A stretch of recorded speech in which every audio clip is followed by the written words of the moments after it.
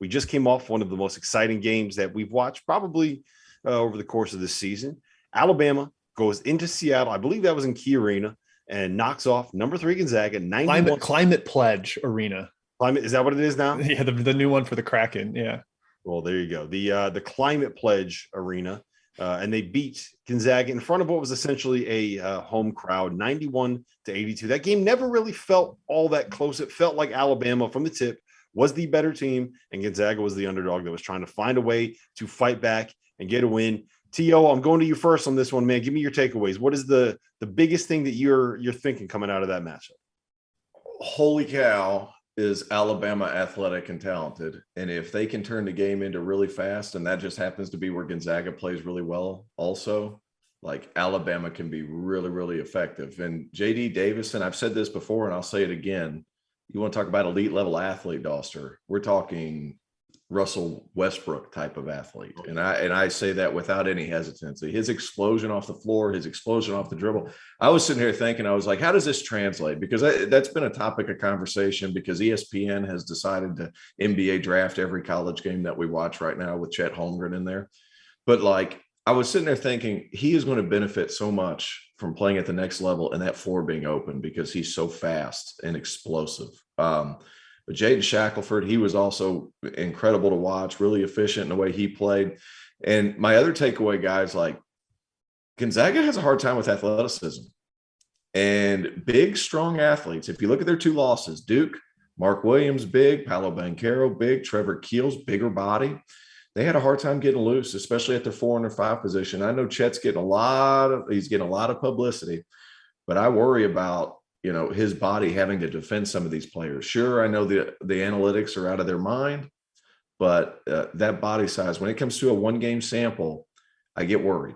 And, there were a couple of times where he would get an offensive rebound, come down, try to go back up, and he looked like a horse being born. Like his legs just aren't under him. Like he just doesn't have any there. And I know you guys have never seen a little pony being born, but it takes a minute for those poor ponies to get up on all 4s, boys. And whenever that happens, there's a lot of struggling initially. And that's what it looks like to me whenever Chet Holmgren tries to go up on that second jump. He just doesn't have it yet. His body needs time. And the problem is Gonzaga wants to win the championship this year, not in 4 or 5 years. And that concerns me.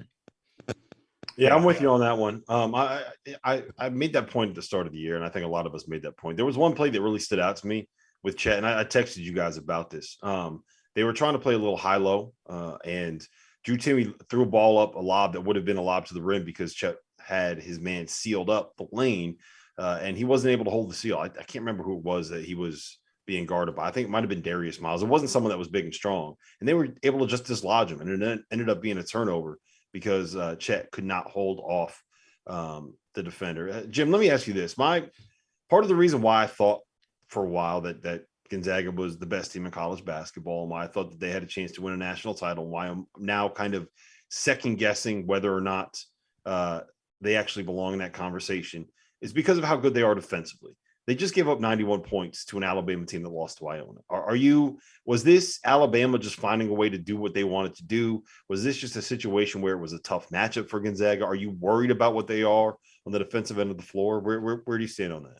I'm a little worried. I thought late in the Duke game, they really picked on Bolton. They were like, all right, Wendell Moore, Trevor Keels, whoever's being guarded by Bolton, he's just a little smaller on the wing. He's not able to hold up, as Tio mentioned about the wing size. And then today against Alabama, like we saw Alabama kind of suffocate the Alabama offense, made them play in the half court, took away the 3-point line. But Gonzaga doesn't play that way. They're not going to slow things down and change the way they play to try to stop Alabama. They're going to play up tempo. They're going to play in transition.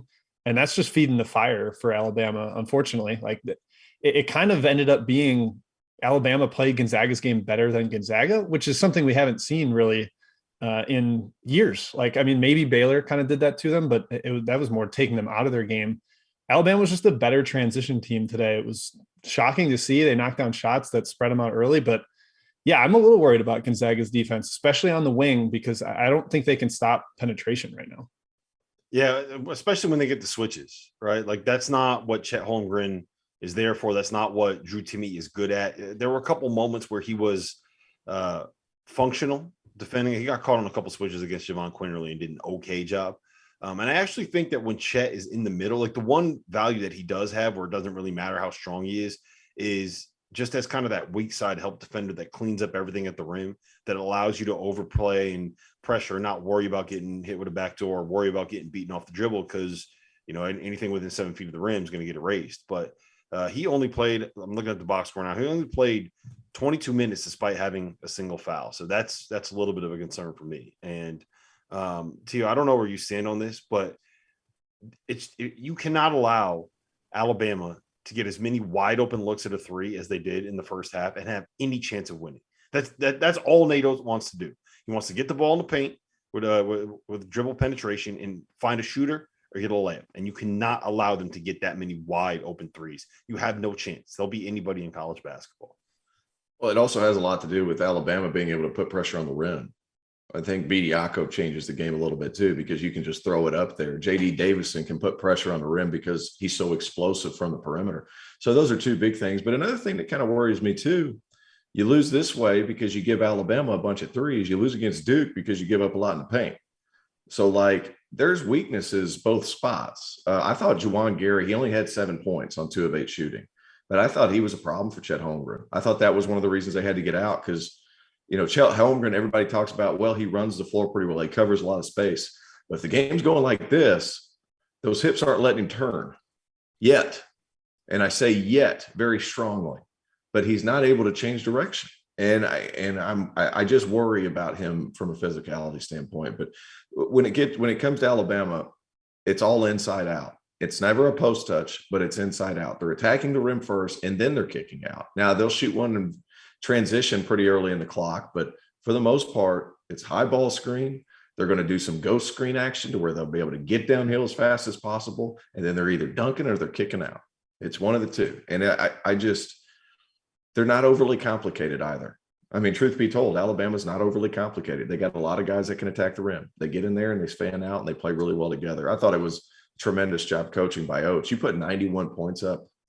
I mean, pretty good, guys. Pretty good. The Wyoming loss is a fluke. This is basketball. It's not football. You know, you're going to have a night or two where you don't have it. And great teams find ways to win when you don't have it. Gonzaga didn't have it tonight. That was readily evident. Doster, you mentioned it. They missed 3 or 4 threes that could have been momentum-changing threes throughout the course of the last 10 minutes of the game. And they just didn't have it. But you still have to find ways to win. There were a lot of plays that were very un-Gonzaga plays, right? Like there were a couple Drew Timme passes that were just like, what are you seeing? Why are you making that pass? Why are you trying to thread that needle at this moment of the game? There was the Anton Watson turnover. They get this big stop. The crowd is behind them. They have the lead cut to 4. They have the ball. They have a chance to get it to a single possession for like the first time in forever. And Anton Watson just makes a lazy turn. I think it was 74-70 at the time. Doesn't see Javon Quinterly sneaking in behind. I think it was Andrew Nemhard. Lazy pass, lazy turnover, something that should not be acceptable. And it felt like there were 10 of those for Gonzaga today. And you don't normally see Gonzaga make mistakes like that. Jim, I'm going to throw something out there. This is kind of off the wall. I want to know what your opinion is on it. Alabama is similar to Villanova to me in the sense that their style offensively does not require much to be called. They just kind of have Villanova calls them their concepts. So I'll say that I'll call them concepts as well, where they're taught to do certain things in certain moments of the game where they read certain plays and read certain actions and read certain the way that a defense is playing, and they learn how to kind of get their shots, what shots they want out of those certain actions. And it's very different in the way that they do this. But I think that kind of, to a point, makes you a little bit matchup proof, right? We talked a lot about how defenses like what Florida State does and defenses like what Duke does in an ideal world can take you out of what you want to run offensively. And I think that to a point, Alabama, what they do can kind of minimize that because they don't really run stuff. They just kind of go out there and play almost to a point. Does that make sense? Am I just ground stuff already? No, you're good. I think it makes you really hard to prepare for because you can't be like, here's what they're going to run. It's not like a football game where it's like they're going to spread out and run the option this way, or short passing game. Like Davison and Shackelford and Coinerly just make stuff happen off the bounce. And last year, it was almost all like isolation, where it'd be just one guy. They're bringing more ball screens this year, and especially against Gonzaga, that's really smart because you want to get Timmy in space. You want to get Holmgren moving his feet on the perimeter away from the rim. And it's tough when you've got like individual talent like Alabama does on the perimeter, like Tio said, guys that can get to the rim, put pressure on you that way. It's tough to defend, and it's tough to like set up a true plan for that other than let's muck the game up, which is kind of what Iona did. It's what Tarleton State did to Gonzaga. Like I think Alabama would have a tough time with Tarleton State because they'd slow them into the half court. But when they're playing somebody that's like, we're willing participants in your track meet, then that's Alabama's just like their eyes light up. And clearly they did tonight, put up 50 in the first half. And that team can play when they're running.